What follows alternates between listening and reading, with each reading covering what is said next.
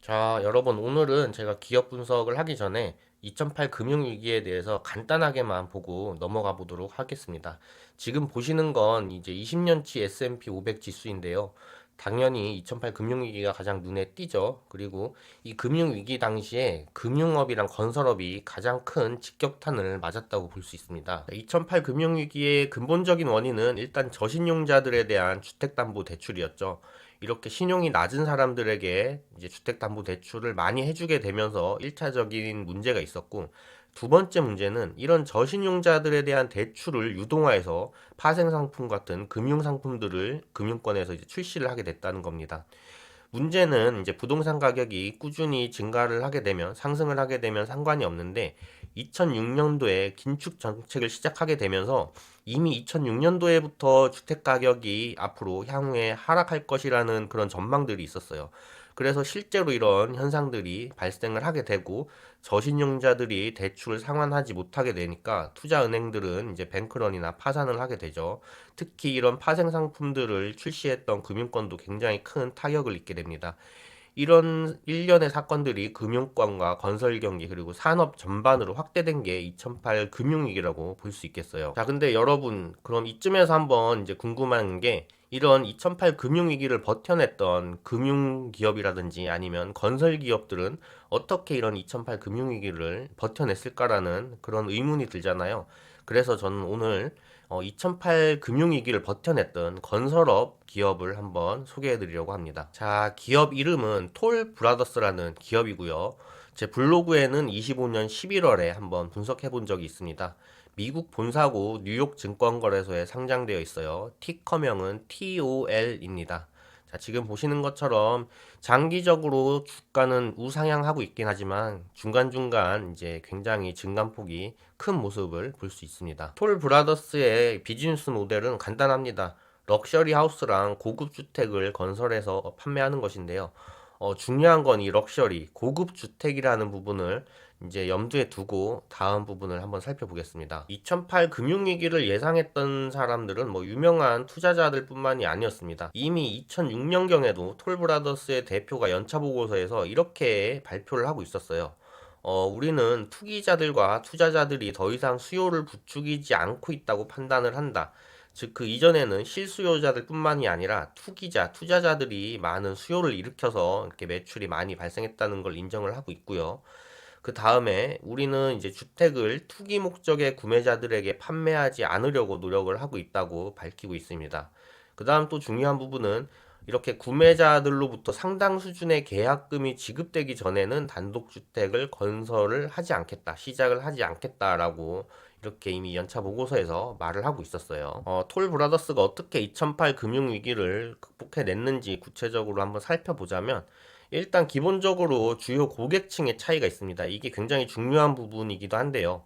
2008 금융위기 같은 경우에는 저소득, 저신용자들에 대한 주택담보대출이 문제가 됐었죠. 반면에 톨브라더스 같은 경우에는 아까 제가 비즈니스 모델에서 말씀드렸다시피 고급 럭셔리 주택입니다.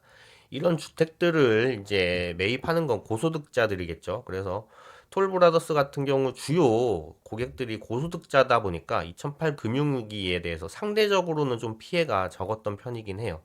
하지만 시장 전체에 심리적인 붕괴가 있었고 이런 금융 건설업 전반적인 문제가 있었기 때문에 톨 브라더스도 역시 매출의 감소는 피할 수가 없었습니다. 2008, 2009까지 굉장히 매출 감소 폭이 크고요. 단기 순손실까지 굉장히 큰 폭으로 경험을 하게 됩니다. 이렇게 매출 감소와 단기 순손실을 기록하면서도 어떻게 버텨낼 수 있었는가는 당시에 톨브라더스의 현금 흐름표를 보시면 알 수가 있습니다. 이게 현금 흐름표인데 모기지 매각 부분이 있어요. 이 모기지 매각을 통해서 단기 순손실이 이렇게 발생하고 있었음에도 이만한 현금이 들어왔다는 거거든요.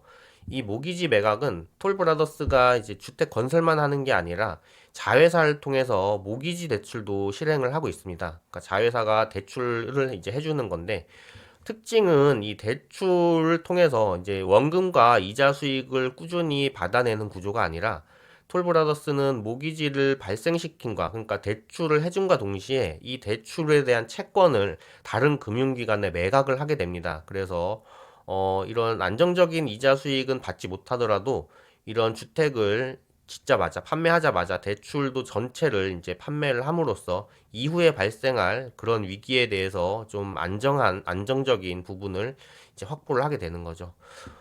이 외부 구매자들 같은 경우에도 한번 살펴보면 이런 톨브라더스가 워낙 고신용자들 그리고 안정적인 그런 급여자들 사업가들에게 매각을 하다 보니까 이 대출 채권 자체가 굉장히 고신용 점수들 LTV 70% 미만의 대출들입니다.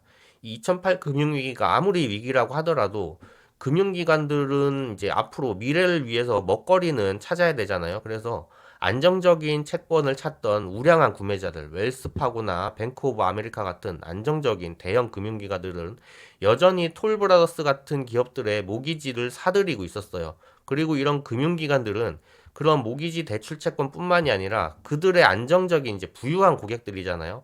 그런 고객층을 확보하기 위해서라도 이런 톨브라더스 같은 기업들의 대출 채권을 사들이고 있었습니다. 그리고 그 결과로 톨브라더스는 금융위기 당시에도 여전히 모기지를 안정적으로 매각을 하면서 현금을 창출하고 있었던 겁니다. 그 다음으로 이제 금융위기를 버텨낼 수 있었던 건 당연히 보수적인 재무 운영이었죠. 제가 항상 말씀드리는 안정적인 재무 구조, 이런 식의 연장선인데, 2008년 기준으로 보면 이제 톨브라더스의 부채 비율은 66%였습니다. 24년 기준 현재는 73% 정도로 약간 늘긴 했지만 그럼에도 굉장히 낮은 부채 비율을 유지를 하고 있습니다.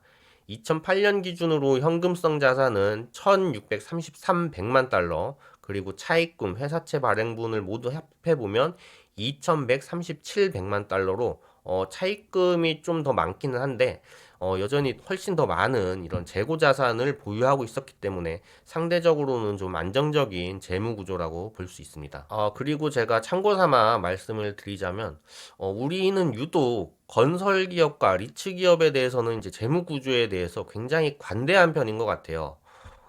일반 제조업들은 뭐 부채 비율이 낮아야 되고 건설업 그리고 리츠 기업들은 부채 비율이 높은 게 당연하다라는 인식이 좀 많은 것 같아요. 그리고 실제적인 모습도 그렇습니다. 리츠 기업 건설업은 부채 비율이 높은 경우가 굉장히 많아요. 그런데 이걸 반대로 생각해 보시면 리츠 기업 건설업인데 부채 비율이 낮다라는 건 그만큼 상대 기업들보다 굉장한 메리트가 있다는 거거든요.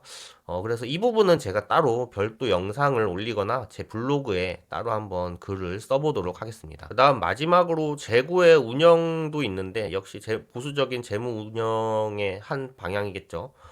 재고 자산, 그렇게 토지를 이제 매입을 할 때 선급금 형식으로 이제 지급을 하는 게 아니라 옵션 계약 형태로 이제 진행을 한다고 합니다. 그래서 향후에 시장이 안 좋거나 시장 가격이 하락을 한다면 토지 구매를 언제든지 포기할 수 있는 구조. 그러니까 계약 기간을 굉장히 길게 가져간다는 의미겠죠. 그래서 이런 식의 토지를 계약하는 형태도 굉장히 보수적이고 안정적인 재무 운영을 한다고 볼 수 있겠습니다. 결과적으로 톨브라더스는 이제 2008 금융위기를 버텨낸 이후에 2024년까지 꾸준한 성장을 하고 있습니다. 대신 이제 2008 금융위기의 여파가 좀 크기는 했어요. 2006년도 매출 수준을 회복하는데 한 10년 이상이 걸렸습니다. 2018년에 이르러서야 2006년도 매출을 그 이상의 수준을 회복할 수가 있었어요. 그럼에도 최근 10년간 연평균 성장률은 이제 11%로 굉장히 높은 성장을 하고 있습니다. 대신 이제 2025년 지금 기준으로는 현재까지 분기 보고서를 보면 요번 연도에는 이렇게 매출의 성장이 크지 않을 것 같아요. 자, 마지막으로 제가 톨브라더스를 보면서 눈에 띈 부분이 있는데요. 10년 누계 주주 환원율은 56%로 그렇게 높지는 않습니다. 뭐 일반적인 수준인 것 같은데 보시면 이제 자사주 매입 위주로 하고 있어요. 그런데 이 자사주 매입을 이렇게 꾸준하게 하다 보니까 희석 주당 순이익에서 굉장히 큰 변화가 있었습니다. 지난 10년간 당기 순이익은 이제 한 5배 정도 증가한 반면에 희석 주당 순이익은 7배 이상 증가를 했어요. 이 말은 뭐냐면 꾸준히 자사주 매입을 하면서 유통 주식 수를 감소시켜 주니까 희석 주당 순이익이 늘어나게 된 겁니다. 그런데 이런 유통 주식 수의 감소 폭이 당기 순이익의 증가 폭보다 높았기 때문에 희석 주당 순이익은 이제 당기 순이익보다 더 높은 증가율을 보이게 된 거죠. 뭐 주주 입장에서는 훨씬 더 잘된 일이라고 볼 수 있습니다. 그래서 이 부분이 굉장히 톨브라더스의 주주 환원에서 특이한 부분이었다라고 볼 수 있겠네요.